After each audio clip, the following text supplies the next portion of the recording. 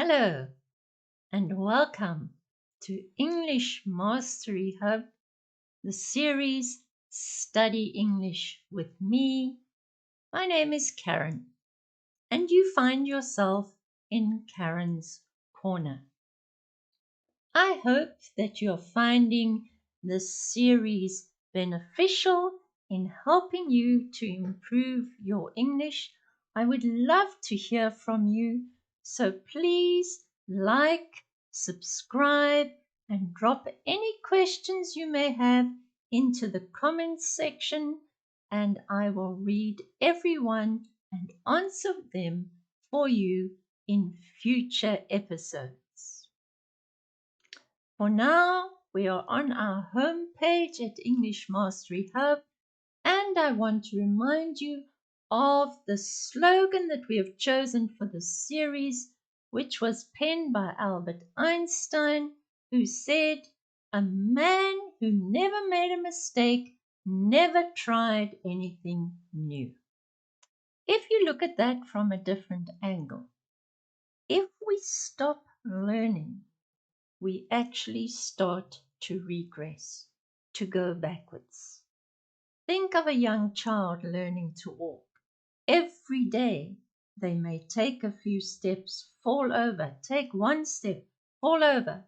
But the secret is that they stand up and try again until they've mastered the art of walking.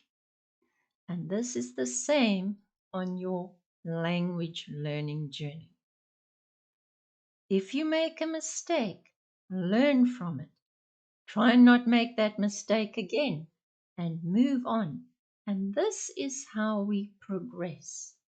You may not notice a change from one day to the next, but I guarantee you that over time you will notice a change. So let's dive into today's episode. First of all, I want to remind you to make use of the glossary, which is a wonderful tool that we have on our website. It is found under the control panel, My Glossary, and when you open it, you will see it says Daily Vocabulary Tracker. And this is when words are categorized into words that you've just learned, words that you are confident with but you don't use all the time, and words that are in daily use. So challenge yourself every time you read a new article, every time you listen to the TV, every time you listen to the radio. If you hear a word that you don't know, add it into your glossary. You can add new words here. And you can also set reminders. Reminders will help you to go over the words frequently so that they become part of your everyday language. So please make use of the glossary. It will stand you in great stead in improving your vocabulary. What I've decided to do for today is to go to Tips and Tools and browse the web to expand our vocabulary. So we've gone there and browsed the web, and the article that I'm going to talk about today is why trying too hard may be holding you back at work. And I'm sure this can apply in any other situation as well, besides work. So let's read the article and see what it says.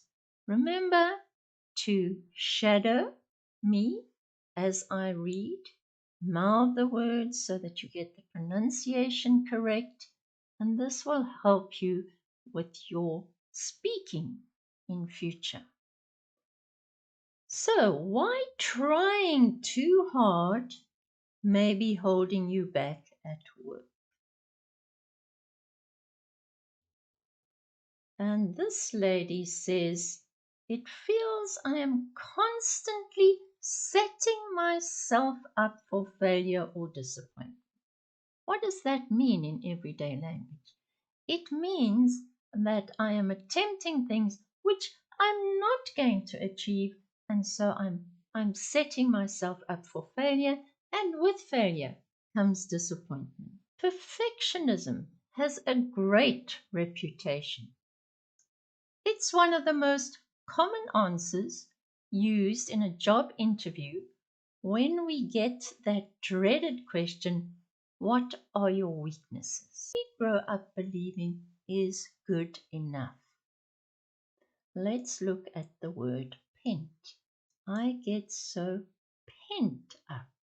Pent up is actually a phrasal word where you've got a pronoun with it, and it is an adjective. Pent is concealed or confined in a pen. We don't want pen, we want pent up. This is spelling of pent up. Could have, so we've got here pent, which we don't want, and we've got pen. Let's see if we'll finally get pent up. No, we don't, unfortunately, in this dictionary have pent up. But to be pent up means to be very stressed about something. So, unfortunately, it's not in that dictionary, but I can assure you that's what it means. We become so pent up about passing, so stressed, so anxious, that because she failed by a couple of points, she never went back and tried again. Breaking the cycle, getting rid of the cycle of anxiety and stress. Why perfectionism isn't a clinical diagnosis. Its effects are very real. What does it do to you when you struggle with perfectionism all the time? Anxiety, tiredness due to stress-related physical symptoms, such as a weakened immune system. And this is very real, that your stress affects your immune system and then can play out in you becoming physically ill. Still, experts say the cycle can be broken. Dr. Wingasson suggests beginning what's known in psychology as a behavioral experiment. It starts by asking yourself what you will think will happen if the outcome isn't perfect, writing down your predictions and then testing them in time. What is going to happen if I don't achieve perfectionism? Was the outcome as bad as you expected? And what positive things come from this new approach? It might be that you managed to go to sleep at 10 p.m. rather than 1 a.m., leaving you feeling more refreshed. For 26-year-old Dana, who describes herself as a former perfectionist, it's a trait she's relieved to have left behind. A trait, a characteristic, an identifying characteristic or trend. So this is something that she used to be. There's Dana there. She used to be a perfectionist, but she's managed to put it behind her. She once sacrificed her well-being in the pursuit of flawless results, and it is something she never wants to repeat. I kept a journal to gain more self-awareness about my tendencies and read self-help books, says Dana. I had to learn the hard way how to develop coping mechanisms and strategies to not sacrifice everything, and that being a perfectionist is not as noble a quality as I used to think it might be. Noble, something to be desired. So a noble is an aristocrat, but to have noble is something that you want. Is not as noble, having honorable qualities as an adjective. He made a noble effort, something to be admired. So she said it was not as a characteristic that she should focus on. Right now, at times, her harsh inner critic, the person inside of her, took over, and eventually the path to perfectionism led to burnout. She became burnt out. She remembers feeling chronically anxious and stressed, which is bad for your physical as well as your mental health. Right now, I have become content with just trying my best and accepting that I can't always get the outcome I want, but that the outcome I get will be more than good enough, and I'm at peace with that now. Not all perfectionism is necessarily harmful, however. One form, known as perfectionistic striving, focuses on setting more ambitious personal goals. And that's what we do, but set manageable and achievable goals and small steps. Don't want to move from this level to this level in one go. When these goals can be adapted in response to changing circumstances, they tend to cause less stress and lead to more positive outcomes. For example, an athlete setting tough goals but cutting back on training when they are injured. Be realistic with yourself. But it still has its limitations. A research paper published this year in July by the British Psychological Society found that aiming for excessively high goals often leads to long working hours with only marginal gains in performance. Marginal, very slight gains in performance. Let's see marginal in our dictionary. Marginal, figurative usage, the marginal edge, having a small, marginal, hardly noticeable difference. Working through these perfectionistic tendencies can be uncomfortable, says Dr. Wingasson. But that discomfort is part of the process of getting better and getting away from it. That's not a sign that you shouldn't do it. It's a sign that you should do it, she says. So remember, set yourself manageable, achievable, small goals, gradually focusing on getting better, than rather reaching first time for the sky and knowing that you're not going to achieve it. I wanted us to look at a particular point of grammar, and I want to see if there's more than one here. Okay, there isn't, but I'm going to show you this in our grammar book. Breaking the cycle can be quite painful. This word breaking, or another one which we will find lower down here, is working through these perfectionistic tendencies.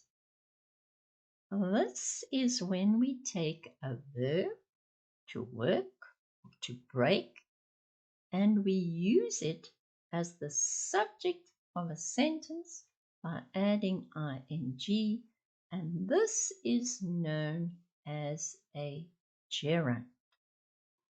If you want to know more about gerunds, go to our courses, open the English grammar book, and you will see on slide 79 gerunds and infinitives.